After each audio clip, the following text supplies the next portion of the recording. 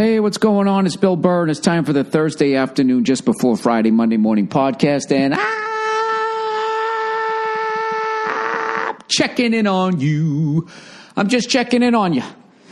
Seeing how your work week is going. I'll tell you right now, it is a rainy, gloomy Thursday afternoon out here in Los Angeles. I'll tell you, but we need the rain. This is what happens every year. It fucking rains, everything turns green, and for like a week, it looks like Portland, Oregon out here, an absolute paradise. And then it just stops raining, and then the sun turns all of that beautiful green shit brown, and then the Santa Ana winds over there. They fucking like a giant nature's hairdryer just heats the stuff up, and then we have our fires, and it's totally 100% normal. And every fucking year, when this place is burning down, somebody from back east always has to call me up and be like, dude, you all right? What's up with those fires out there? It's what the fuck happens. Do I call up people in Buffalo every year? Dude, hey, you all right with that lake effect snow? What's up with that? What's up with Niagara Falls? I mean, somebody should put a fence there. Somebody's got to go over. Everywhere you live, there's something that makes...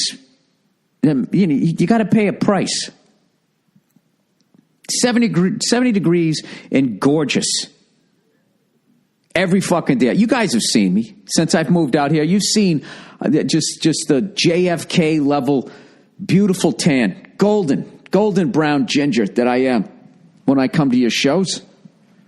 When I was living on the East Coast, I mean, I was just like, it was like a fucking Casper the Friendly Ghost if he actually got in shape, the fat fuck.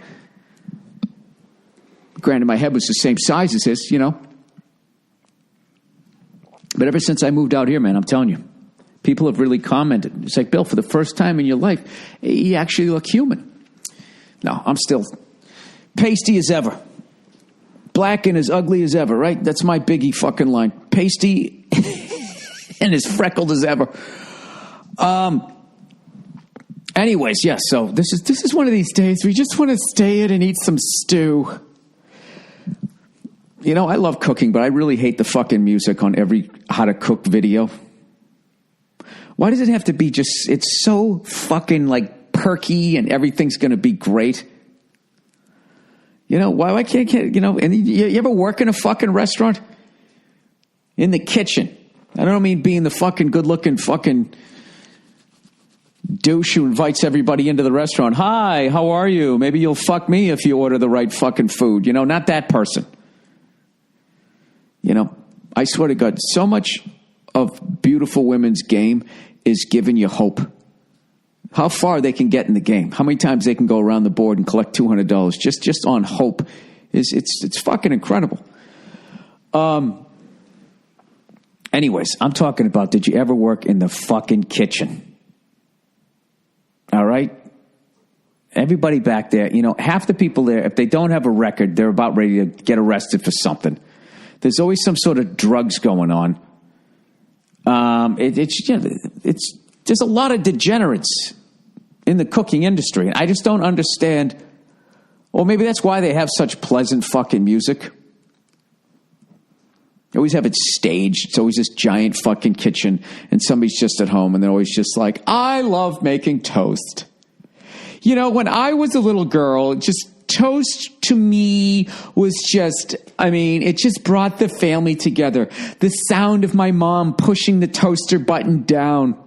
The smell of the bread slowly crunching, my dog Muffin at my feet.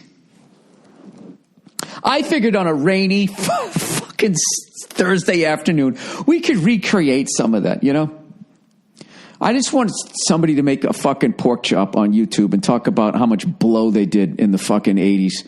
And now they can't even believe that they can remember the difference between pork and poultry. They both begin with P, and my drug dealer's last name was Phillips. So it's very confusing time for me. But as far as I remember, anyways, I worked last night. I was down at the Comedy and Magic Club on Hermosa Beach, speaking of my lovely non-existent tan. Donald Trump literally looks like he has a halo of hair on his fucking head. I just don't understand. Why doesn't he just... The hair plugs are incredible now.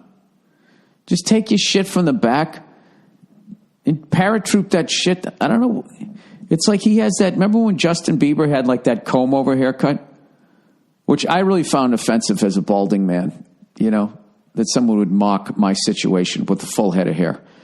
And I'll be honest with you, I don't think I ever quite forgave him for that. Anyways, I'm sorry. I'm all over the fucking map here. What was I just talking about? I was talking about people doing blow in the backs of kitchens, right? No, it was past that. All right, you know what? I was down Hermosa Beach doing a show with Bobby Collins. Bobby Collins. We did a show down there to raise some money for a great charity. Went down there, tried out a bunch of new stuff. If you guys are in LA, if you want to go to a great comedy club, I love that fucking place. And the people who run it, and the level of like comedy, like memorabilia that they have down there is incredible. I believe that guy told me that he has something of George Carlin's that George wore on one of the specials, right? Like a window or something like that. I'm almost afraid to say it. Some fucking lunatic will go down there and try and steal it, but it's really incredible. It's like it's like performing in this stand-up museum. Especially when you saw how old my jokes were. Sorry. All right. Let's talk about the Boston Bruins, shall we? Billy Freckles. I am back on the fucking bandwagon here. Jesus Christ, can somebody close the door when they fucking flush the toilet there?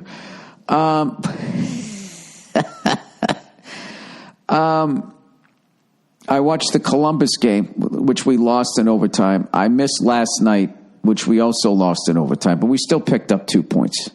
All right, we got a lot of people out.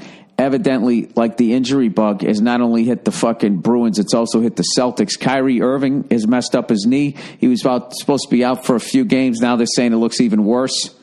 So I don't know what that means. You know, the Celtics are not disclosing how he hurt his knee, but I think we all know. Okay, Kyrie thinks the world is flat, and he was walking like it was flat, and all of a sudden he got to where it starts to, go down a little bit. And, it's like you ever walk down the stairs and you think you're at the last one and you're not. And you miss a stair or something like that, or you think you're at the end and you're not. I think he did that walking around his house, just thinking, well, the earth's flat. I don't need to adjust to the circumference here. And that's how he hurt his knee. That's a true story. But Ted Donato of the Bruins. Ted Donato. Harvard's Ted Donato. Ryan Donato. I'm sorry, I'm old. Son of Ted Donato came up with the Bruins. His first friggin' game, he scored a goal and had 2 assists in a overtime loss. I believe it was 5-4 against Columbus. It was great. What's his face? Bergeron was saying that he actually, when he was 18, played with Ryan's dad. And Ryan was just a kid and would come to practice and would skate around as a little kid. And now all of a sudden he's on the team. I think they said Bergeron's 32 years old. Yeah, right around that age, that's when that type of shit starts happening. You know what I mean? And it's like, you just remember somebody being like 4 years old, and next thing you know, you wake up and you're doing like tequila shots with that little fucking 4-year-old, being like, how are you of age? When did you turn 21? And the person will be like, 4 years ago. You're like, you're 25? Yeah, I got a kid. You're like, what the fuck happened? And what happened is you stop growing. There's no more grades. You're out of college. Once you pass 22, all right? That's this weird fucking phase until you get married and have a kid of your own. If you're like me and you just went all the way into your 40s and never got fucking married and never had a kid, you're living like this fucking Peter Pan lifestyle where you're still acting like you're 23. And then all of a sudden someone who was 2 is now 25 and they're actually married and they have a kid. And you're like, what the fuck? What am I doing? And if you're like me, it just causes you to drink more. I mean, why would you sit there and as an adult and try to undress? Just exactly what the fuck are you doing with your life? But it's fun. It's fun staying out there for 15 years longer than you should have. Just think of all the stories you have. Maybe that's why that pleasant music bothers me. Maybe those people who make those cooking videos, maybe they got married at like 25 when they were quote, supposed to. So they didn't stay out there too long and get all fucking jaded. Like Uncle Freckles here, right? I'm supposed to mention this. Okay, second shows have been added for my tour, my Turnin' 50 tour this year. In the following cities, a second show has been added March 31st, in like a lamb, out like a fucking feature. March 31st, San Antonio, Texas. Stars at night are big and bright, deep in the heart of Texas. April 6th, Pittsburgh, Pennsylvania. Late show added. Dude, let's go to Paramis and get the French fries mashed in. Why am I doing a Boston accent? Because I'm limited.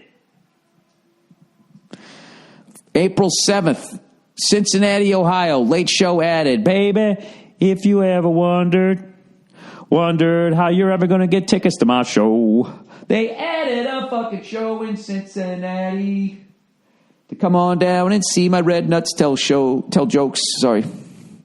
Been hacking and stealing fucking material from openers, feature acts, and headliners. Nashville, Tennessee. Second show added April 21st.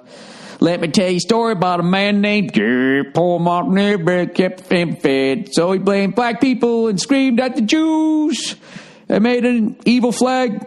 What you gonna do? Nashville, that is.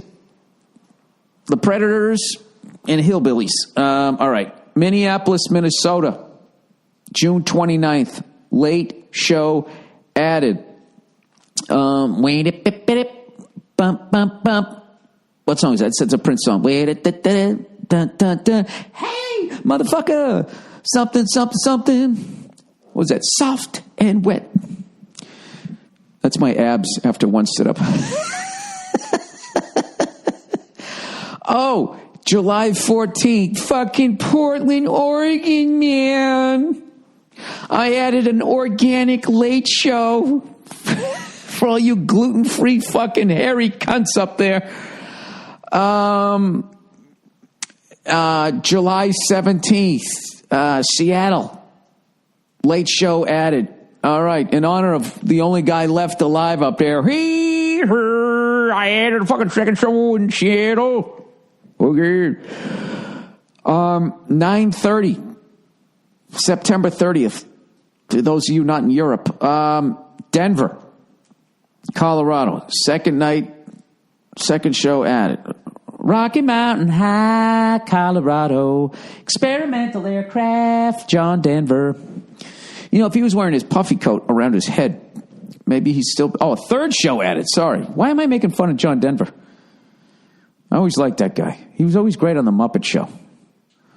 It's not an easy show. Everybody says don't perform with kids or animals. What about puppets? That was always a tough one. You're sitting there talking to a goddamn puppet, right? The TV screen's on you and the puppet, and then you're sitting there and you're looking down. You can see the puppeteer. He's up there doing he's down there doing the voice, and the whole time you're trying to remember your lines, you're like, that's what the guy who does fucking Fozzie Bear looks like? So fucking weird. I never pictured him looking like that. John, it's your line. This is the 12th take. Can you get through the fucking take here? Anyways, I want to thank everybody who's been coming out, all right, and buying tickets to my show. I'm turning a half a century old. You understand that? Everything on me is 50 years old. It's incredible. This whole fucking mess of a human being has somehow survived for 50 years. Hey, Bill, here's to 50 more. Do you know how to do math, sir? How you people do that? Hey, here's to another 60. That would make them 120. This couple, the odds of one of them making it there is astronomical. Forget about both of them. Here's to another 60. When you say that, what you're really doing in a passive-aggressive way is letting people know that they're on the back nine. They're going to die. Hey, Bill, here's to another 50. I guess I could make 100. What's the world going to look like at that point, huh?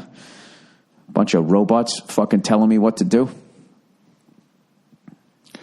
They're going to have no sympathy for me. You think people don't respect human beings in this country, don't respect their elders. You wait till the robots come around.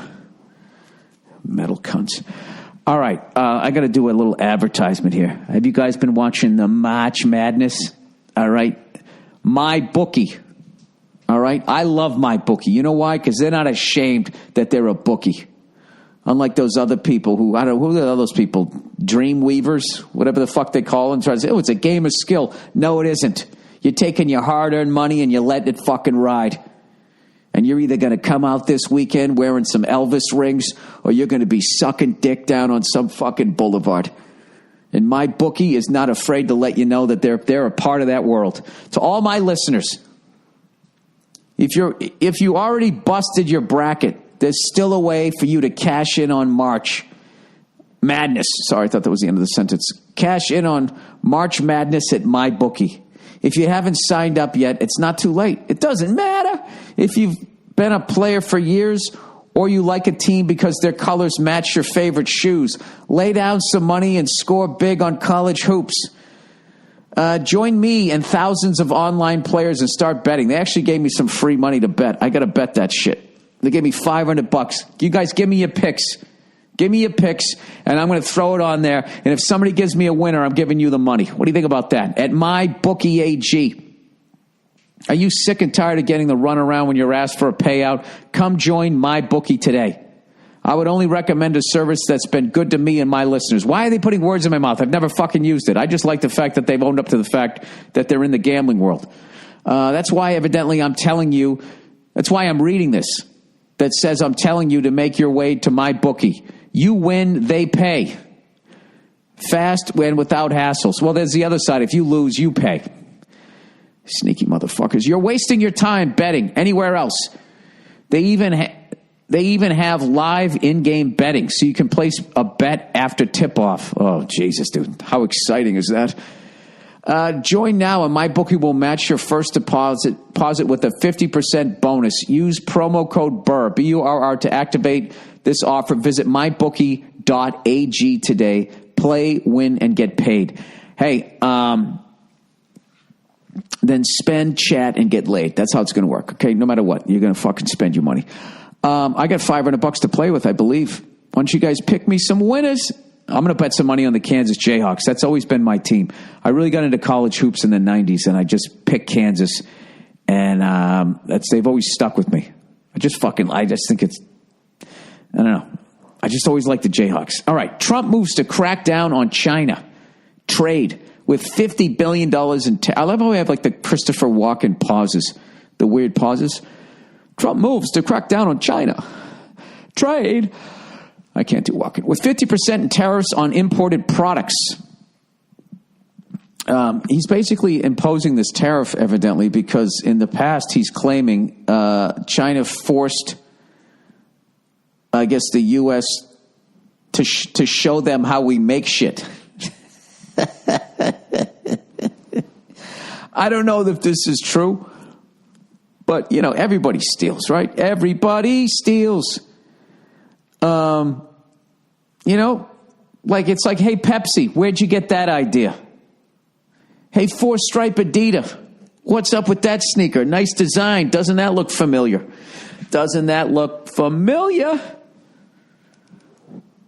Let me read this article here. Let me read out loud to give you even more enjoyment here. President Trump took his first steps towards imposing tariffs on $50 billion in Chinese goods and limiting China's ability to invest in the U.S. technology industry. Now I have the hiccups. I'm going to plow through the hiccups. Holding my breath. Is there a way to scare yourself? You know how you scare yourself out of the hiccups? Don't look at yourself in the mirror until the next time you get hiccups. And just that small amount of time, the amount that you've aged will scare the shit out of you. All right? Maybe not. All right. To invest in the U.S. technology industry Thursday, saying the moves were a response to Beijing's history of forcing U.S. companies to surrender their trade secrets to do business in China. Hey, you want to fucking sell that air? You got to show us how you make it. It's Kentucky Fried Chicken. Do they have the fucking secret recipe now? What do they have, Kung Pao fried chicken? How do they do it? That's like their McDowell's. Oh, my God, that's fucking hilarious. Let me ask you this. Why, if this is true, right, why the fuck is Trump blaming China? Why doesn't he blame all those fucking corporation sellouts who turned over their fucking secrets? That's the corporation's fault. Why don't you draw a line in the sand, you fucking greedy cunts? Hey, if you want to sell that here, you got to show me how you make it. You know what? Go fuck yourself. I remember when I used to sell shit at theaters, and if they wanted to, like when they started, like all of a sudden they'd be like, hey, well, you know, you're kind of using our theaters as a store. And then they would try to take 10%, 20%. Then in one place it went up to like 30%. I was like, yeah, I'm not giving you fucking a third of this. Go fuck yourself. I'm not doing it. And I stopped selling shit. That's why I don't go out there anymore. All right? Although I am selling a poster on this tour. I'm full of shit. The president directed U.S. Trade Representative Robert E. Lighthizer. Jesus Christ, is he the great-grandson of Robert E. Lee? They changed the last name. To announce a proposed list of products to be hit with tariff increases within 15 days. After a public comment period, the final list is designed to target Chinese products that benefit from improper access to U.S. technology will be made public. The end objective of this is to get China to modify its unfair trade practices, says Everett Esselstyn, Deputy Assistant to the President for International Economic Affairs. Well, why don't they tell the fucking corporations to be, you know, to fucking have a little backbone? You know? Get together and be like, hey, China, you know, you want to fucking sell these hacky sacks? We're not going to tell you how we make them. You want to cut it open, try to figure it out, that's on you. But I'm not going to sit there and tell you. I don't know. Who knows? Has he met with that guy from Korea yet? I was so excited about that. The two fucking world leaders that didn't get along with each other. Yeah, sit down and talk it out. You know? Have some food. Invite him over. Have him come over here. Show him a good time. Take him on Space Mountain. Then he'll have memories. Then he'll be like, I can't blow that up. I had a good time. I met fucking Donald Duck. I went on Space Mountain. You know, I got a fucking hand job on that fucking Pirates of Penzance ride, whatever the hell it is, the Johnny Depp one. I don't know. I look forward to it. I understand it. You know, I've been sending everybody that fucking Michael McDonald does Iron Maiden, and you know what kills me? The amount of people that don't get it. They're like, does he always sing like that? They don't get it. It's like, you have to know Iron Maiden and Michael McDonald. Do you understand? That's a wide berth. If you listen to What a Fool Believes and the curse it went on in their eyes, the mariner he wished he died. I mean, the odds. For as much as people on social media always try to say that I have an eclectic taste in music. Do you remember that on MySpace? One person said that. And then all of a sudden, everybody was using that. I have very eclectic taste. It was just this fucking way, you know, this deliberate, carefully planned out way to show how fucking interesting you are and open-minded, right? Favorite albums, Back in Black and Muppets Take Manhattan. I mean, I'm all over the map, okay? I don't see color, man. I actually think that social media, as much as it's helped me go from the obscurities of featuring in comedy clubs to the heights of telling my shit jokes in 3 different continents at this point. I actually still think it's a bad thing. All right, because it before social media, nobody said free me. There were way less fake tits. Speaking of which, by the way, I can't even figure out fucking Instagram. I posted a picture today, and then I had to delete it because I thought like the next screen was going to be the thing where you write shit. So my wife tells me, okay, you got to delete it. So I delete it, and then I fucking, and then all the filters. What filter am I going to put on this fucking thing? And it actually makes you look better than you are. You should see how green and awesome my shirt looks.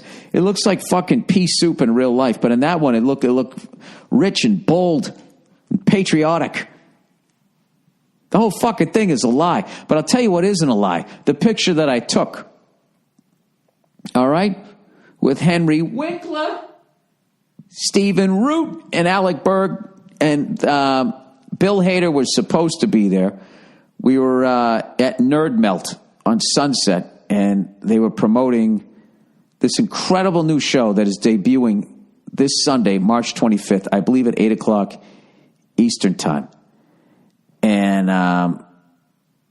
name of the show is Barry. It's about this guy, Barry. He's he's a veteran from the Afghani war. And when he comes back to the States, he becomes a hitman. And one of his hits is in L.A. He goes out to L.A., and it's a long story. He ends up catching the acting bug. And he's trying to transition out of being a hitman and becoming an actor. And I can't even tell you how it's such a dark comedy. It's such a funny fucking show. I cannot recommend this show enough. They sent me 4 episodes. All right? And I am jonesing for the last 4. The writing, the acting, everything. You have to fucking watch this show. You have to watch this show. You do not. You come back on Monday, you fucking stare at the floor. You don't say goodnight to nobody. Pope of Greenwich Village, anybody? What am I, some kind of fucking asshole? What bang? So anyways, those 3 people and Bill Hader were supposed to be there. And I was reading up on everybody, so because I haven't done a lot of these interview type of things. So I was reading up on Bill Hader, and they said how one interesting fact about him, he is the voice for the Planet Peanut guy, even though he has a peanut allergy. So I'm sitting in the back thinking like, holy shit, I'm going to meet Henry Winkler. And my goal in this hour-long interview is not once am I going to bring up Happy Days or the Fonz. Right? Stephen Root's there. I'm not bringing up that fucking red stapler. I know both of these guys have answered these questions 4 million fucking times. I want to talk about the present and how amazing this goddamn show is. And so I'm waiting for everybody to come in. And at the last second, right before, I'm nervous to do this interview. I haven't, these are big fucking people. And Alec Burr worked on like 2 of my favorite shows, Curb Your Enthusiasm and Silicon Valley. Both high level comedies. And I was, like I said, a little intimidated to meet all these people. And right before I'm going to go out there, they show up and they say Bill Hader can't make it. Somebody put some peanut shit, like some almond milk in his fucking Starbucks coffee, and his throat was swollen up. He's fine. The man is fine. So now I'm sitting there like, oh, fuck. Like I had so many questions to ask him. And I'm not talking to Henry Winkler about Happy Days or Stephen Root about the red stapler. What the fuck am I going to do? And fortunately, they were such great guests, they actually sort of carried me. It was on Sirius XM. And they was, I learned so much about acting and writing just talking to them. The through line with the 3 of them and just how open they were. And Henry Winkler has this combination that I've never seen. I don't think I've ever seen it. He's like the warmest, nicest guy while being unbelievably driven and just has giant balls. As far as like, you go in there, you make your fucking choices. There is no wrong choice.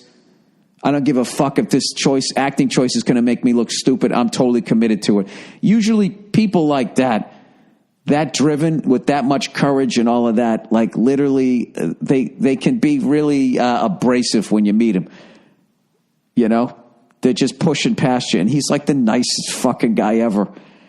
And listening to him talking about and the fact that he went in and he auditioned for it and all of that, he wasn't sitting there going, hey, I'm a fucking TV legend. You should be happy to get me. He went in and auditioned for it. Stephen Root's another guy. Same thing. Talking about you go in, you fucking audition, and I was getting advice, from other people going, hey man, once you're at a certain level, you don't go in and read, you should be getting offers like that fucking Hollywood shit. And I talked to 2 of them. You don't get better than those 2 guys. And they both told me, hey, if you want the part, you go in and read for it. And I was just like, there is a fucking gem right there that I'm never going to forget. So thank you to the 2 of them for telling me that. And then Alec was talking about, writing, which was fascinating to me because I've gotten to do it for the last 3 seasons on F is for Family. And up until F is for Family, I always wrote for myself. So I heard it, I wrote it, and then I said it the way I heard it. And then all of a sudden on F is for Family, I hear it a certain way, and then we go to the table read, and an actor does it another way. And there's that thing where you got to be like, you can't be like that asshole going like, oh, wait, you're supposed to clear your throat first and do it exactly the way I hear it. You have to have that thing where you just have to be open to the way they do it. And thank God, I think I kind of figured that out. Certainly with the fucking actors that we got on an F is for Family, it's like, I'm not going to tell these people to do anything any other way than the way they're doing it. But just the way Alec, I hope you guys, I don't know how it works. If you can go on SiriusXM and download it, the interview, it seems like everything, you never miss anything anymore because it's still available. But long story short with all this meandering is that show comes out this Sunday, and Bill Hader's doing all this, like, it's not just a straight up comedy. Like, it's a really like dramatic, dark show. It's, I don't know. It kind of has everything that I love. And it reminded me of one of my favorite comedies. I've mentioned this a zillion times, is like Midnight Run. And I just love that movie because, like, as crazy as it got, everything was still rooted in a reality. And it had a lot of heart and all of that type of stuff. And this show has that. I'm telling you, I'm calling it right now. That show's going to be a big hit. And I hope you guys tune in and watch. Come on, it's fucking Bill Hader, Stephen Root, Henry Winkler. I mean, you can't go wrong. You can't go wrong with that. And the rest of the cast, too. The actors in the acting class that he gets into are all incredible. All right. I don't want to oversell it, but definitely check it out when you're not betting with my bookie on March Madness. Oh, he brings it all around. All right. Well, that's the Thursday afternoon, just before Friday, Monday morning podcast. Thank you guys for listening. Have a wonderful weekend. You cunts, please enjoy the music. And then there's another 30 minutes of a greatest hits Thursday from, I don't know, Thursday 10 years ago or whatever, 4 years ago, 4 weeks ago. I don't know how it works. All right, that's it. I'll talk to you on Monday.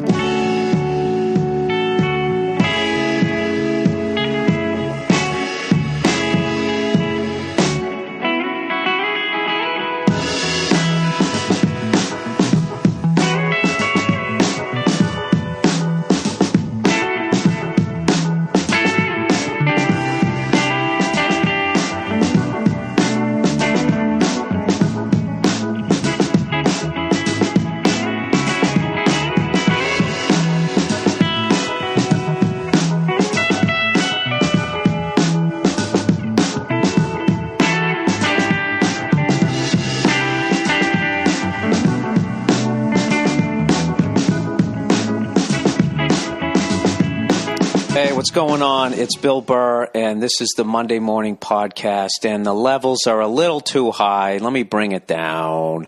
Let me bring it down for you motherfuckers. Hey, how are you? It's March 25th, a Thursday, and I know what you're thinking. Where the fuck was the podcast? On the 22nd, I was in Europe, and I brought my recorder, but I forgot the wire. So I fucked up. But you know what? We're going to get through this. My 14 listeners that I'm back down to over this rough 7-week fucking period as I try to get this thing back up and running again. I do have a new web guy.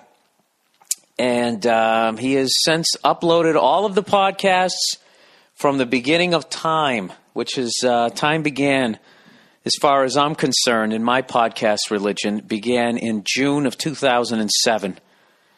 All right, with one of my apostles, Robert Kelly, setting it up in his apartment. So all the podcasts, this is what we're working on right now, okay? And all you guys, you're sending me emails and everything, and trashing me and shit. And I actually appreciate the trashing because that means you care. All right, so don't worry.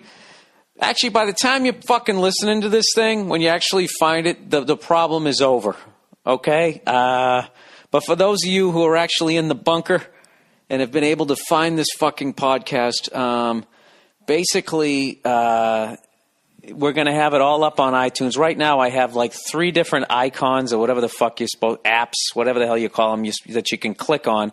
One is the old school podcast with Gcast. The other one is the one that I did on Libsyn for like fucking 3 weeks. and I hated that. And now I have my new one that I created. I didn't create. I paid someone to create it. See how the white man does? Takes credit. That I paid for someone else to create that I will now take the credit for and banish the person who created it to some terrible duty like they do in the police. And I'll take all credit for it, but there's going to be one icon. Okay, this is what we're working towards, and it's taken a while because we had to upload a couple of fucking years worth of podcasts, and it's all going to be on one icon. And you're going to click on, it's going to be the Monday Morning Podcast from right now all the way back to the beginning of time. And I'm slowly starting my own religion because those guys, they don't get in trouble and they make a ton of money. You know, you fucking rape 16,000 fucking kids. And, no one's going to jail as far as I know. Maybe a couple people are. I didn't really follow the story. You know, I just heard people talking about it last night at the Improv, and then I fucking threw my 2 cents in to the add to the misinformation. But anyways, all this shit is going to be, it's all going to be under one umbrella, so it'll be nice and easy. Big stupid picture of myself, and we'll be back to normal, okay? We had a little blip in our relationship, okay? You know, that happens in all relationships. You know, every once in a while, for a couple of weeks, maybe you move out. Get your head straight. Maybe you sleep on the couch a couple of nights. That's what's going on here. Nothing else. All right? I haven't quit doing them. You know, the one thing that has remained constant is I have been continuing to do the podcast. Granted, I'm 2-3 days late on this one. But I was over in Scotland, Dublin, and London, England. And but before I get into all of that, a fan of the podcast actually started a podcast page where you guys can go on there and look at some of my obscure references or look at the words that I mispronounce or whatever else. I'm actually putting some questions on there that I want you guys to start answering, and I'll read them here in the podcast. What's the name of the site? Good fucking question. I don't have it in front of me. I'm winging it this week. It's mmpodcast.com, I believe. Let me actually do this right now so I know. I'm really going to wing this one. This is all going to be off the top of me head. Christ, that isn't even coming up. MM Podcast? Is that what the fuck it is? Hang on, I'm typing with my middle finger. Enter. What do we got? You fucking cunt. That isn't it? How about the? Oh, you suck. You know what? I'm the fucking worst. Is it really that bad that people can't find this fucking podcast when I can't even have the fucking decency to be 3 days late and actually be prepared? That's what it is. I got it. I found it. And I spelled it wrong. This is the fan page. It's the mmpodcast.com. That's what you want to go to. And then you click it on and there's a picture of me and my fucking shaved head and a big fucking picture of Bigfoot. And then you scroll down, and they got all the shit that I've been talking about on here, and it's just going to keep getting bigger and bigger. That's what we're hoping for. It gives you something else to do rather than be at your fucking job hating your life. That's what this podcast is all about. It's all about getting you through that first fucking awful day of the week, which is why, and me, of course, whoring my dates out and my stuff and trying to become a silent millionaire. What is a silent millionaire?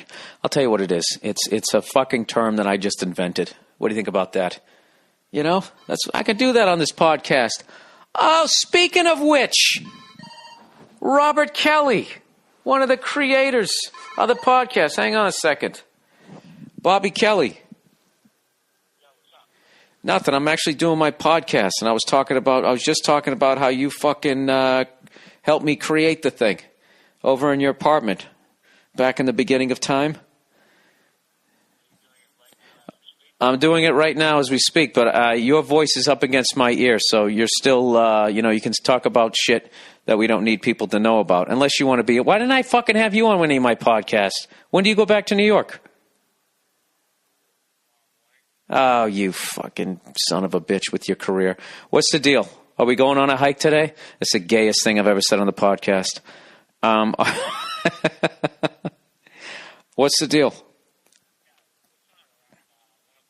1 o'clock is good. Let me finish running my mouth and I'll see you over there, all right? Bobby, I'm doing a podcast and I'm boring people right now. I'm going to meet you there. All right? We'll go rollerblading afterwards, okay? I'll see you there at 1. He hung up on me, like he should have. That's right. I'm going on a hike with Robert Kelly. I'm bringing a fanny pack. I don't give a fuck. I'm going to wear a headband. Maybe tie a bandana around one of my pasty thighs like Chachi on Happy Days. Maybe I'll do that shit. I don't give a fuck. It's the West Coast. Nobody's paying attention. There's no reason to. You know why nobody pays attention? Do you realize we are at the end of the fucking day? Not only in this country are we at the end of the fucking day. Okay? The world. By the time we're done talking shit in a bar, the sun's already coming up in Japan, starting the following fucking day. We haven't even gone to bed yet. Is it any wonder everybody out here seems flaky? Do you know if I wake up at 9:30 out here, it's already midday back east? Yes, Bill, we can do the math. Well, some people can't. You know? So what is the fucking point of me getting up and watching the news or reading a newspaper? Because it's going to talk about yesterday, and it's already fucking today, and back east, it's already fucking beyond halfway through the fucking day. That's my excuse. So anyways, this is the Monday morning podcast that I'm doing here on a Thursday. I will be doing another one on Monday. I'll get caught up. All right? Don't get mad. Don't act like you guys don't get behind in your lives. You know, stuff starts to mount. You know, you can't deal with it, so you take a pill. And then the next day, you know, maybe I'll take 2 pills. And the next day, you know, you're fucking drooling on your fucking lazy boy. That's how it goes down. I don't even know what I'm going to talk about this week. Well, let's talk about my trip to Europe. It was unbelievable. It was an incredible success. I don't know what the fuck it was. I know as I went over there, I had a great time. And people showed up, and I had a great time.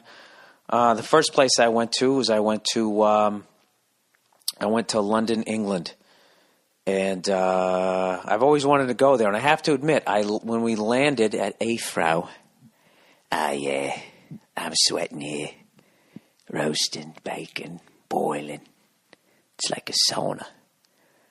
I saw him at Heathrow. Yeah, he did. He did, mate. I saw him at Heathrow. Sorry, every time I say Heathrow, I have to say Heathrow. And then I just start doing lines from Sexy Beast because I love that fucking movie. You know, I love that movie because it's the best fucking chick flick ever. I've said this before, and I'll fucking say it again, okay? Next time your girl's like, let's try like a romantic movie. I'd like to see something, you know. We've just been watching too many of these action movies. And it's like, it's not that I don't like them, but I just want something different tonight. Can I pick it out? Okay, can I pick it out? Like you didn't fucking pick out every other one, you fucking twat. You know what? Let me step up to the plate, sweetheart. All right? Once you unbutton another button on your fucking shirt, give me a little excitement on the way to the fucking video store, and I'll pick out the romantic movie. And you come out with Sexy Beast. Oh, my God, it's sexy. That's scandalous. This isn't like a 9.5 weeks. No, bitch, it's a fucking love story. Why do you always have to call me that? Because you are a bitch. No, sorry. That's a fucking great story. It's about a guy, he loves this woman. And he has his own fucking place in the middle of nowhere, and everything's going fucking great. Basically, if you ever watch a gangster movie, you know, one of the reoccurring themes, to the point that now it's become cliched, is there's always the guy who is just going to do one more job and then he's getting out, you know? Same thing in the Vietnam movies. I got one more tour, dude. I'm short. I shouldn't be on point, son, right? And you know what the fuck's going to happen to him, right? And I even believe the Wayans brothers in one of their movies made fun of those fucking Around the Way movies, where there's the black guy kid who's going to fucking go to college, you know, and he stayed strong. He didn't get in the game, and then he walks up and he's fucking eating some ice cream and he gets shot in an alley or some shit. I don't know what the fuck happens. You know what I mean? So anyways, this movie actually is about a couple of guys who succeeded. They did their last job. They got their money and they got out of the fucking game, and they're living in Spain. They're married to a couple of hot fucking broads. And they don't have any kids, so it's great. And you know what you do when you don't have any fucking kids and you're married to a hot broad? You still fuck. And you barbecue and you lay next to your pool going, yeah, I'm sweating here. Roasting, baking, boiling. Just fucking chilling out. Having a great fucking time. That's where the movie begins. And then trouble ensues. And go fucking rent it. I love that goddamn movie. Every time I see it, it gets better. So anyways, we landed at Afro. Watching telly. Is this Stan? Sorry, this is getting obnoxious. Like the rest of it isn't. So we landed at Afro. And we got in a cab. And I started driving down the fucking other side of the road. Oh, my God, the steering wheel's on the other side. We really are in England. And we're driving through, and I'm looking at England and London, and you know what? I'm not liking it. I'm like, look at this fucking shitty town. It didn't appeal to me. And I think the real thing was I was jet lagged because I ended up loving it. But I was fucking really jet lagged, and my girlfriend's going to kill me if I tell this story. This is basically what happened. I got a first class ticket over there, right? But it was basically from New Jersey to London, Afro, airport. And this is what has happened my entire career. Every time I get a first class fucking ticket, which is rare, I get a first class fucking ticket. Let me answer that question before you get, like, Bill, you at the point where you fly first class everywhere you go? Not even fucking close. Okay? Most of those people that you see in first class, they got bumped up because they fly so much. Because I'm going to tell you, a fucking first class ticket is $1,200 to $1,500 a month. All right? So if I buy 2 of those a month, that's like an extra, it's fucking $3,000 on my credit card as opposed to like fucking $600, $700 or whatever for 2 coach tickets. And, that adds up. All right, times 12 months, that's 36 fucking grand just so you can get on the plane first and fucking stretch your legs out, right? So basically, the only time I fly first class is if they hook me up. Other than that, I'll fucking sit in the back with my knees against my chest. I don't give a shit. I got the whole thing worked out. This is how I do it, all right? This is how I do it. First thing I do when I sit down is I take my wallet out of my back pocket because I'm one of these guys that has like 9 years of business cards, bank receipts, cashish, all this shit in my wallet. And right off the bat, this is so fucked up. It's fucking on one ass cheek. So it fucking messes up my back, my alignment. And if I sit on it too hard, it's like sitting on a fucking stone. And it makes me bum a little sensitive. So I take that fucker out, I stick it in my front pocket, and then I just make sure every couple hours I get up. I always get an aisle seat, which sucks because people are going to crawl over you. But, I don't like being that guy when I got to take a leak and the person next to me has their laptop out, and then they do that.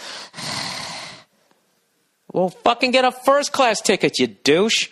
Or get an aisle seat. Who's your fucking travel agent where you're sitting in the middle? So anyways, I get up every couple hours and I do a little mini yoga thing down the back of the plane. I got this little whole stretching routine that I do because I fly so fucking much. And that's how much a first class ticket is. That I would rather sit in the back with my wallet in my front pocket doing yoga back near the shitter. That's how expensive first class is. So anyway, I get this first class ticket from Jersey, Newark, New Jersey to London in Afro. Going to Afro. London, England. And this is what has always happened whenever I've gotten a first class, at least half the fucking time. When I'm flying first class, it means I'm going someplace that's awesome, or the gig is going to be awesome.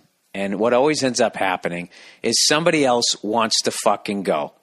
And then they always go, dude, they're giving you a first class ticket, what was anyway, maybe you could, just take a buyout and get 2 fucking coach tickets.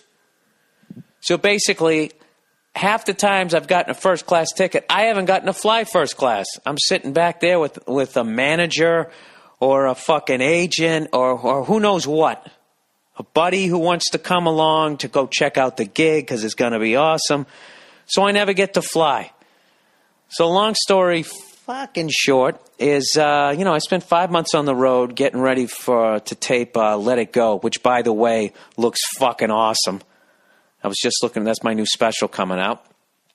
So anyways, I never get to fly first class. So I just totally lost my train of thought. See, look at 1 week off of lumosity.com and my brain's fucking up.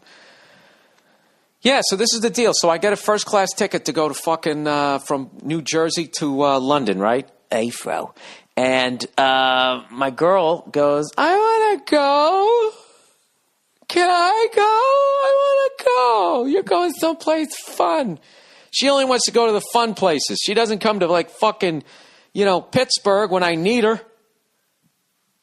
Fucking Madison, Wisconsin. She doesn't want to go on those. We're going to Miami. Then all of a sudden it's like, oh my God, I love Miami. Of course you do. Who doesn't? What do you need from me? I need you to love Cincinnati. That's what the fuck I need from you. Why don't you come on those trips? That's when I fucking need you. So anyway, she's going to Europe, right? There's no fucking way. Of course I'm going to take her. So this is the deal. I spent 5 months on the fucking road with my knees to my chest, my wallet, my front fucking pocket, going in the back, doing fucking yoga because I had to make sure I had a great special. Of course, I ended up catching a cold and I did my special with Dayquil. But that's a whole nother story. So basically, 41-year-old guy, my body's fucking junk. This is my first time going to the UK. And then over to Dublin, and then back to fucking Scotland, which I believe, I'm a little confused at exactly what is Great Britain and what is the United Kingdom. It's really fucking confusing. They got so many goddamn aliases over there. All right, as far as I understand, Great Britain is England, Wales, and Scotland, and maybe even the top of Ireland with, the fuck was all those goddamn fucking fighting? Belfast.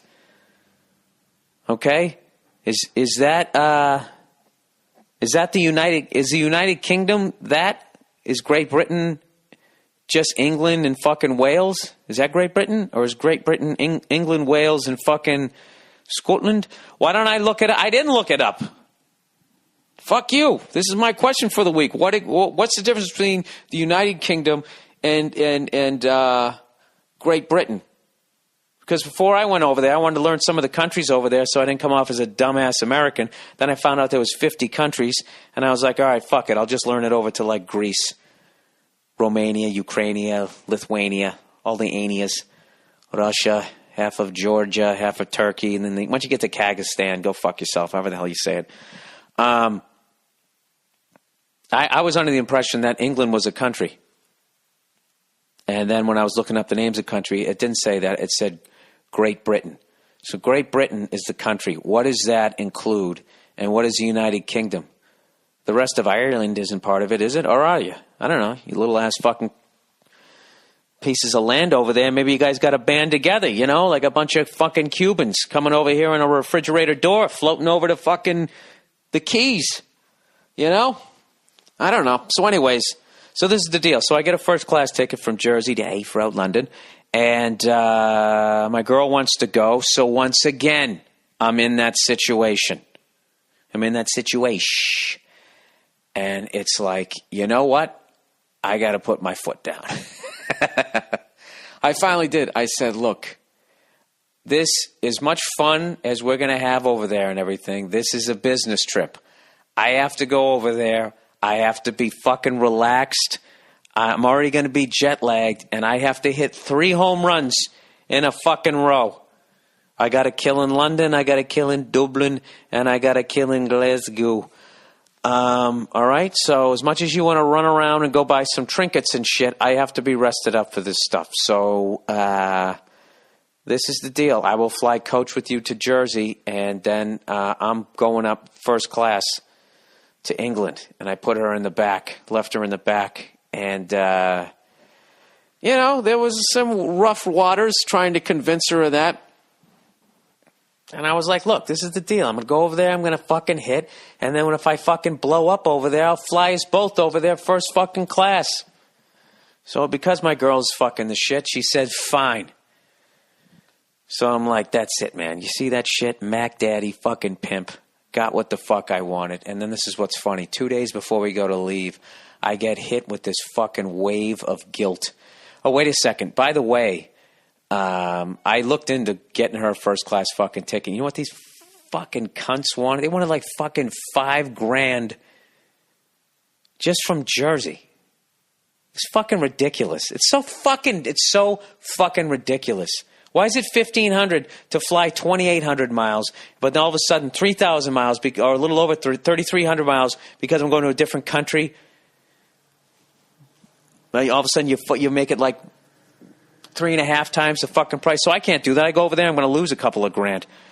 So I just, fuck it. And she complained. She complained a little bit. And I go, are you complaining about a free fucking ticket to Europe? Is that what you're doing right now? No. I'm going to sit next to you. So, anyways, I ended up feeling fucking guilty and whatever. So I got her some DVDs.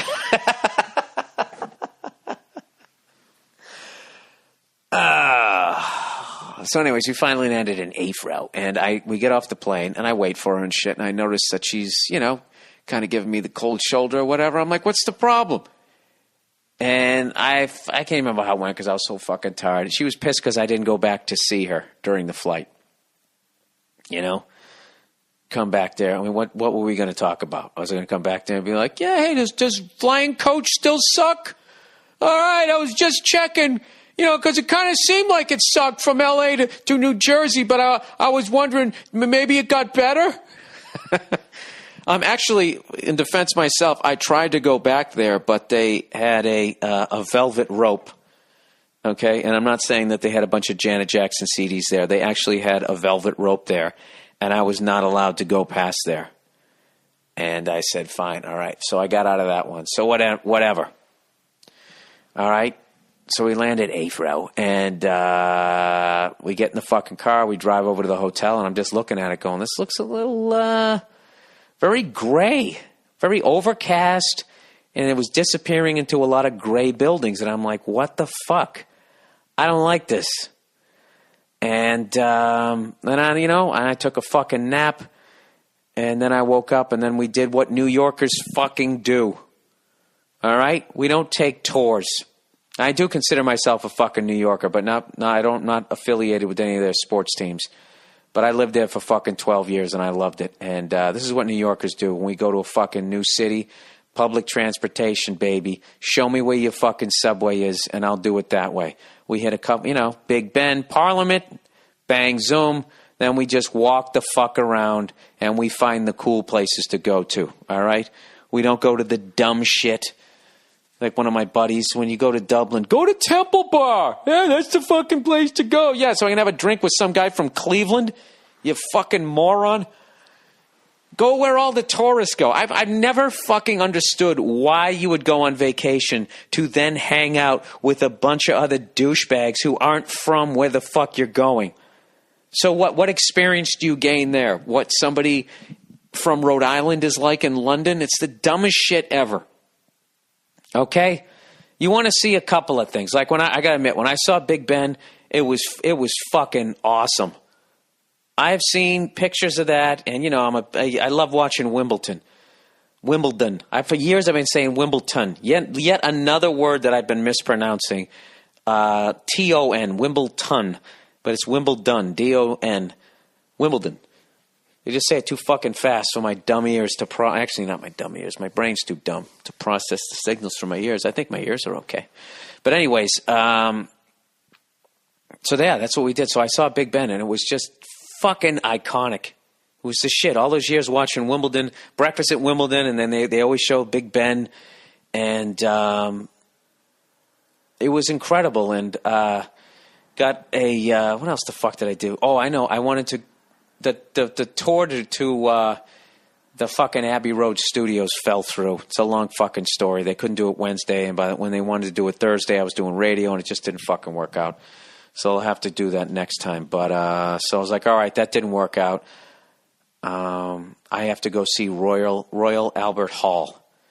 Now, for those of you who are Led Zeppelin fans, you know the importance of that building. If you got their last DVD that came out, it has this fucking unbelievable concert that they gave at Royal Albert Hall, and I always wanted to go there.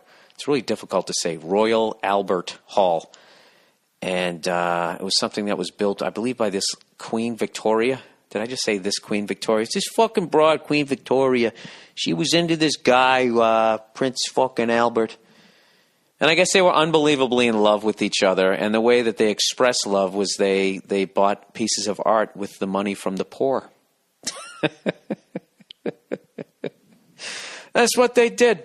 They were so in love that rather than taking all the fucking disgusting amount of taxes from the poor people and using it to feed them, they said, no, let's spend it lavishly on ourselves. In this unbelievable art collection that we and we alone could sit here and stare at. It's just fucking, I don't know, that whole royalty thing is hilarious to me. So, yeah, that's what they did. And, I don't know. And then Prince Albert, he caught the clap, which evidently was fatal back in the day. He cheated on her, but she still loved him.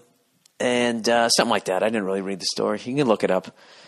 I don't know what the fuck he got. He got like, what did you die of in the 1800s? The mumps. He got tuberculosis. He got something. Okay?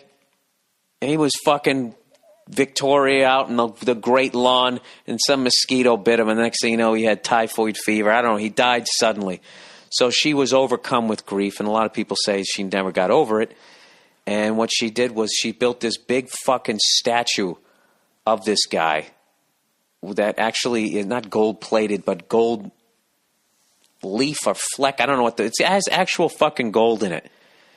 And it's got a big opulent roof to it so the pigeons can't shit on the guy. And you know what? Yet again, to express her love for another human being. Why would you help other human beings? Let's spend more of the poor people's money on this.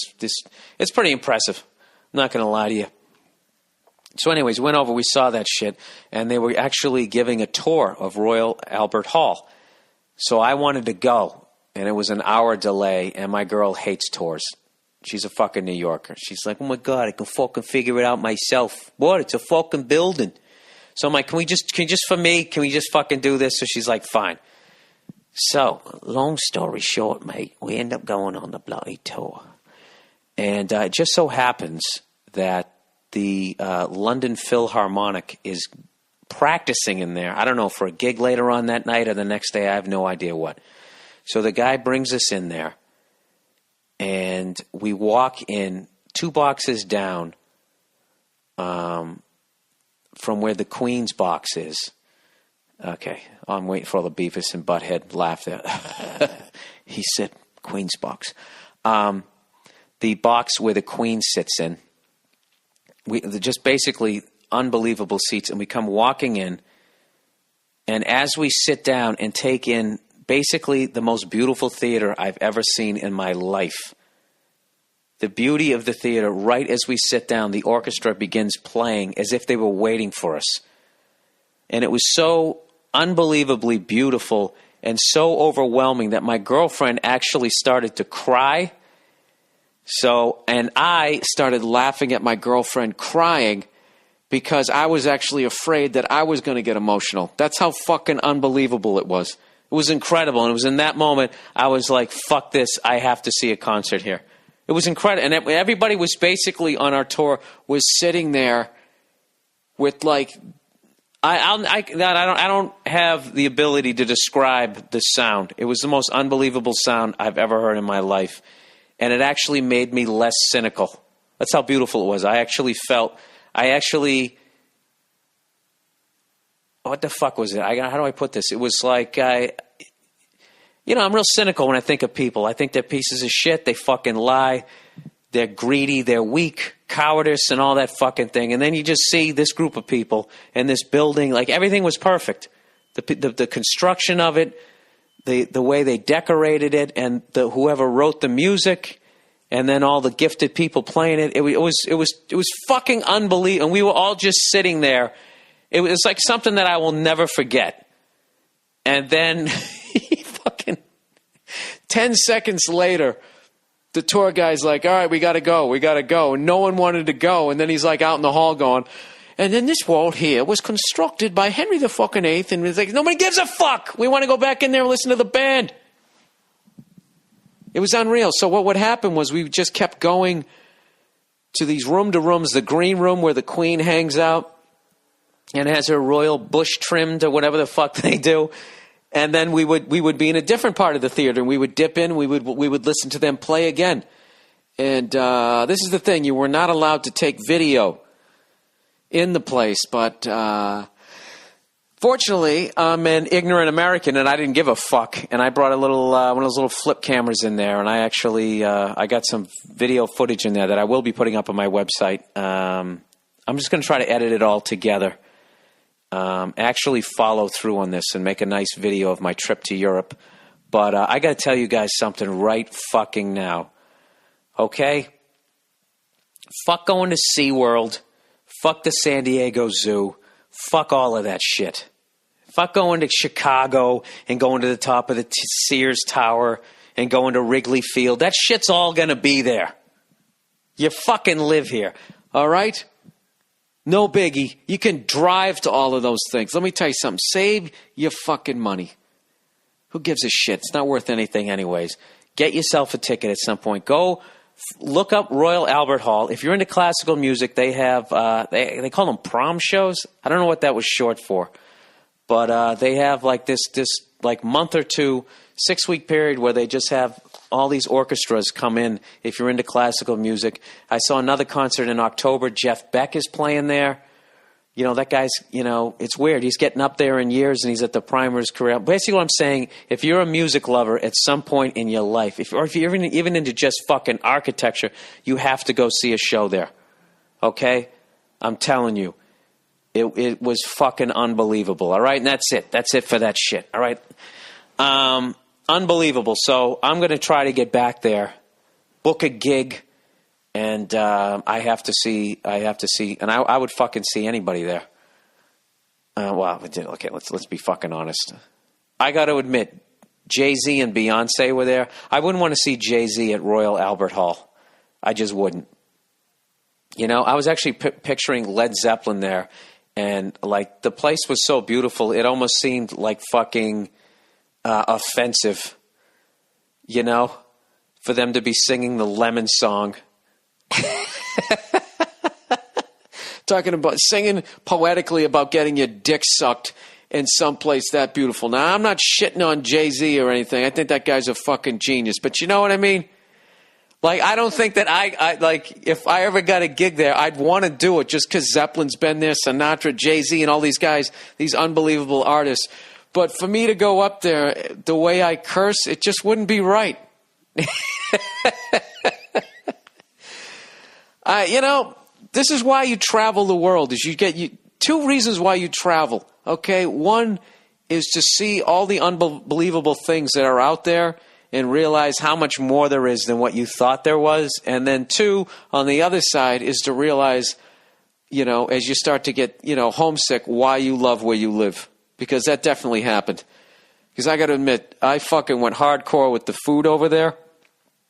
I kept getting the traditional English breakfast, the traditional Irish breakfast. I got a traditional Scottish breakfast. And I'm telling you, dude, it's fucking... like how those people are still walking around past the age of 40. It's fucking unreal. Traditional English breakfast was eggs, sausage, or bangers, as they call them, bacon, and their bacon is more like Canadian bacon, where it looks like you took the zest of a pig with a big grater and just took a fucking shingle of pig and threw it into a frying pan.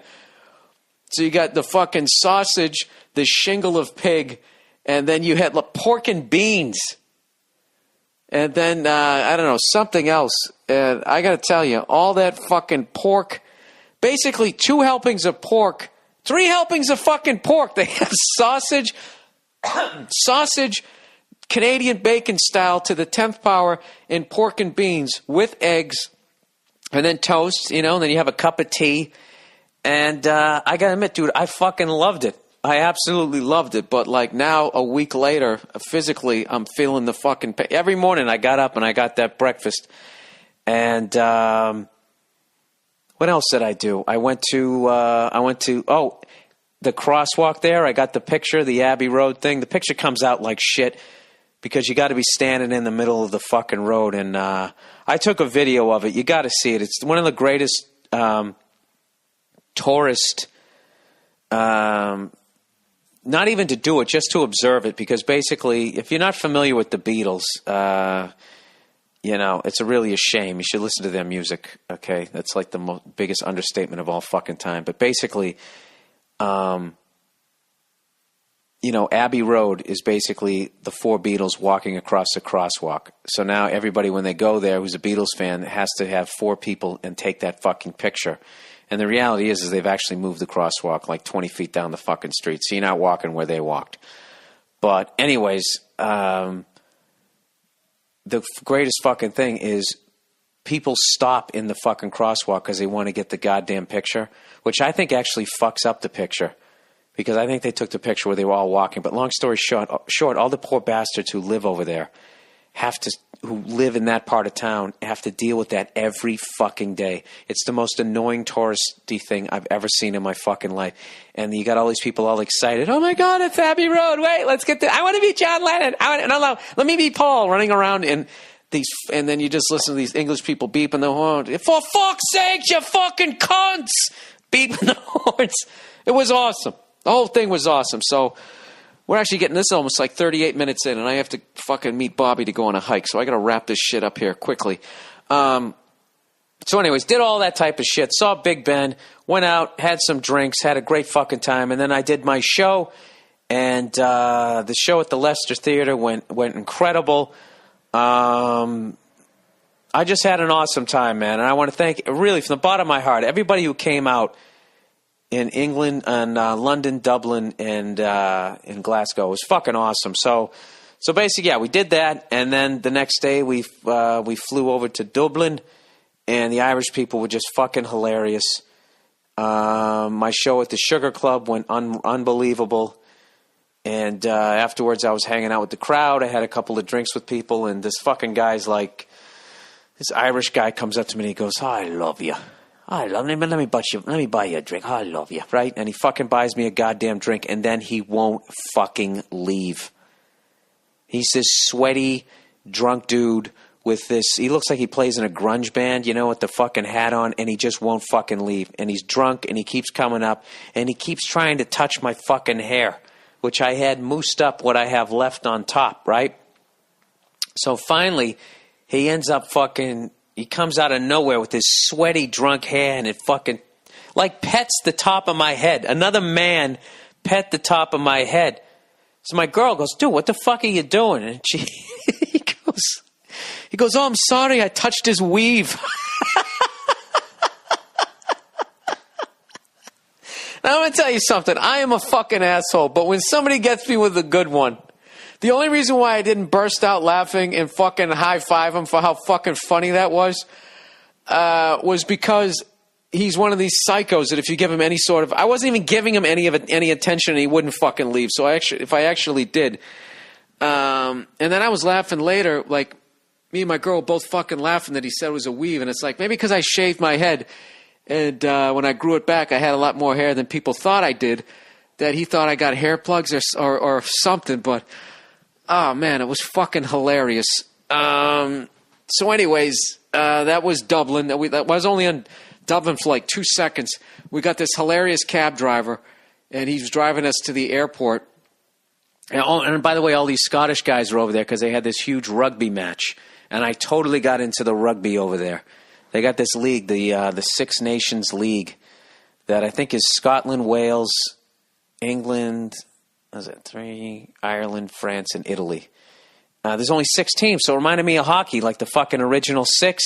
There's not that many players, so you can get to know the teams. So long story short, if Ireland won the game the day we were leaving, if Ireland won the game, then they were the champions of the league. And if Scotland lost, they would be the worst team in the league, thus winning the wooden spoon. Wooden spoon. They actually give you a fucking award. It's like you don't know that you were the worst. Just in case you forget, in the rugby, they give you something called the wooden spoon. You know, just so people can fucking rub that. I think that's brilliant. Fucking brilliant. I think it's hilarious because that's such a great way to give, like, a team shit. Like, take the Pittsburgh Pirates. How many fucking wooden spoons would they would be like the New York Yankees of wooden spoons. And it's just a whole nother level to give somebody shit. So basically, when we were over there, all these Scots came over to watch the game. And all the Irish people were talking shit. Oh, it was just fucking great, talking about their kilts, you know. And so I got so amped up by watching these guys give each other shit, and I wasn't getting any American sports that when I landed in Scotland the next day, I actually watched the game, and it was a fucking great game, and Scotland won. They actually won and avoided getting the wooden spoon, and Ireland actually lost the championship because of that, and I believe France won. Well, there's just something wrong about French people winning a rugby contest, you know, championship, considering the stereotype of them. And considering I've never been there. Wait a minute, this guy, wasn't Andre the Giant French? The fuck is wrong with me? I'm such an idiot. All right, scratch all that. Whatever. So I got into it. And then my last night there, I went to the Lions Theatre in Glasgow, Scotland. And, you know, I was so tempted to go out there, but I didn't want to fuck my show up by pissing everybody off. But I really wanted to go up and open with, rather than be like, hey, how you guys doing? I really appreciate you coming out because you don't know who the hell I am. I really felt like coming out there and just going, how you doing, you fucking skirt-wearing cunts? Just opening with just to see what they do. And I realized halfway through the show that they probably would have laughed. But I got great video of all of them. I got the whole crowd saying, you're listening to the Monday Morning Podcast, you fucking cunts. But you can't understand what they're saying because there's too many of them. I had my heart in the right place. Maybe I'll put it up with some actual, what are the subtitles underneath it? You're listening to the Monday Morning Podcast, you fucking cunts. They really leaned into it too. I'll put the video. It's all going to be part of the video. But I sincerely want to thank everybody who came out to see my shows. I was unbelievably flattered by the reception I got when I was over there. Like, people were actually clapping like they knew who I was, and it was incredible. And that was another thing that I learned when I was over there was the different levels of fame. Like, over here, I have a I say I have notoriety. That's where I'm at, you know, second degree notoriety. Like, every once in a while, someone's like, hey, you're that comedian guy, right? Yeah, I think you're funny.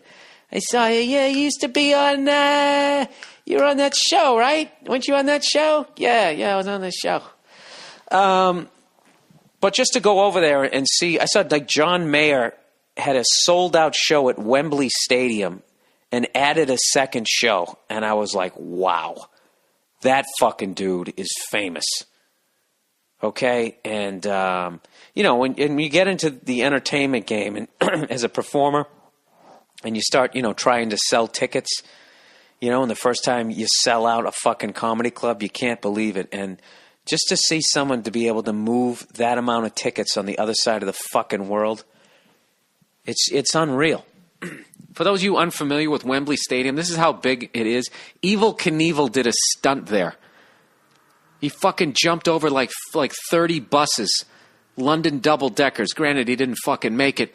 But just picture how fast you'd have to get a motorcycle going today. Forget about a motorcycle 40 fucking years ago or 35 years ago that probably weighed 2 tons. And he cleared the buses. I think he landed on the last one. That's some footage right there that you might want to check, all you X-Game people, because he's the fucking father of all of that shit. So anyways, John Mayer sold that fucking place out, and he's got another one coming up, added a show there. So I was really humbled going over there, and I'm looking forward to coming back again, going to a concert at Royal Albert Hall, going to a rugby game in either Scotland or fucking Ireland, and just coming through all those again. I definitely want to build up a following over there because I had a great time. After my gig in at the Lions Theater, I went over to this comedy club, and dude, it was fucking hilarious. We walked in there and we were listening to the host of the show, and the guy he's speaking English, and we cannot understand 80% of what he's saying. So we are laughing along with the crowd. Not at the jokes, just because fucking it's like, what?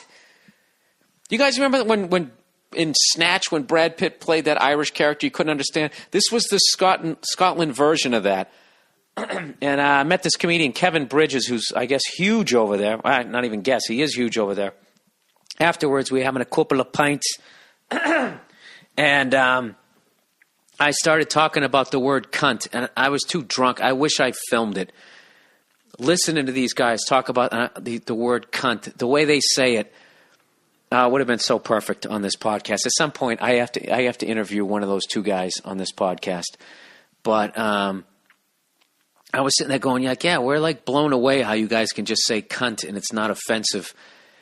And they're like, yeah, and they're like, aye, everybody says that when they come over here, blah, blah, blah, blah, and all this shit, right? So I was talking to him. I'm like, yeah, you actually use it as like a compliment. You say stuff like, he's a good cunt. And the other guy goes, oh, he's a great cunt. Top cunt. So there you go. There's a new expression for you. He's a top cunt. I think that's one of the greatest things I've ever heard.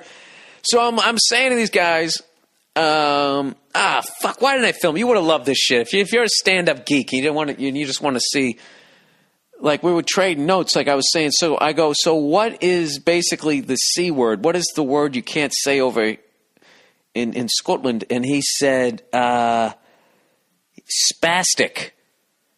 is what he said, spastic. And he was explaining it to me. Granted, we were both fucking shit-faced. And I could barely understand what this dude was saying when we were all sober, right? But I guess it means, I couldn't figure, it meant some form of like retarded / vegetable. And like, I don't know, like that they just don't, you don't talk about that stuff over there. If you do, I guess it's literally needle going off the fucking record player. But, so I thought that was really, I thought that was interesting. What else? Oh, here's something you guys better brace yourselves for.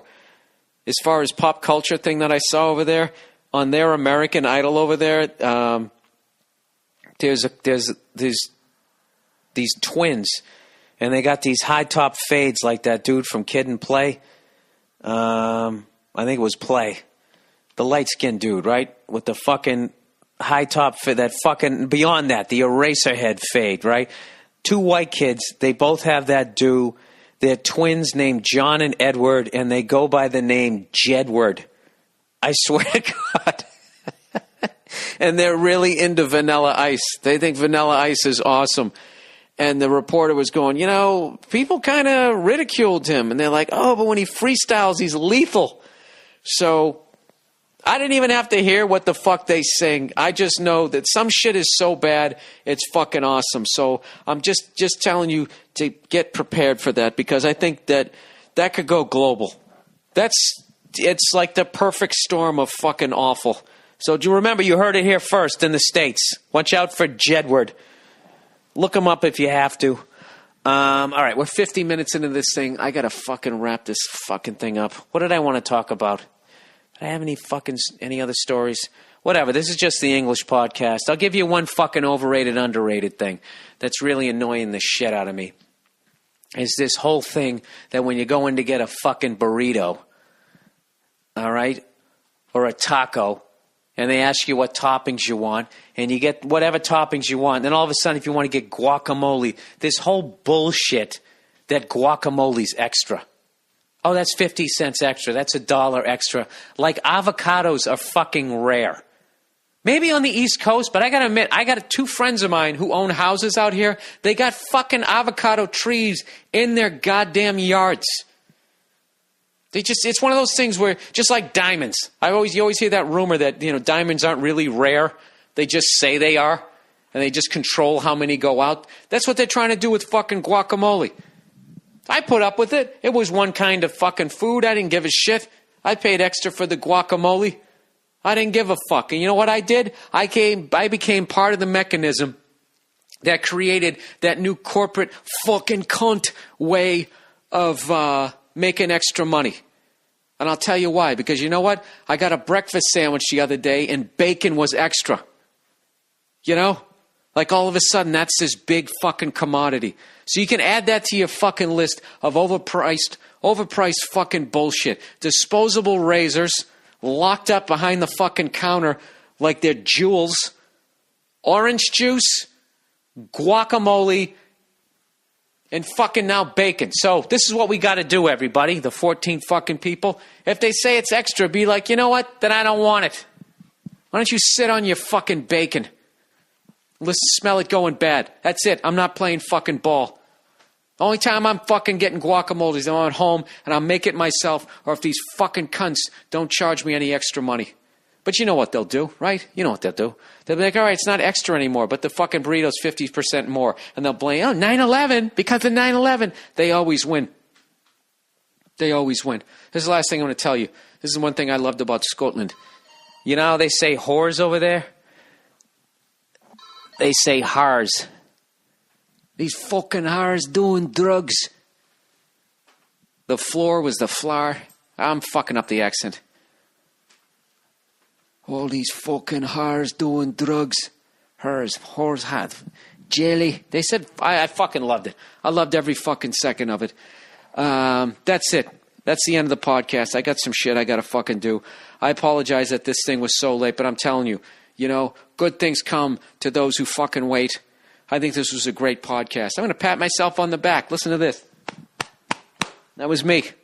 It's really fucking the back of my neck, my spine area. That fucking hurt. All right, you guys have a great week. God bless. And don't worry.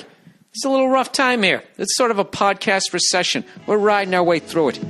All right? I'll talk to you fucking cunts later.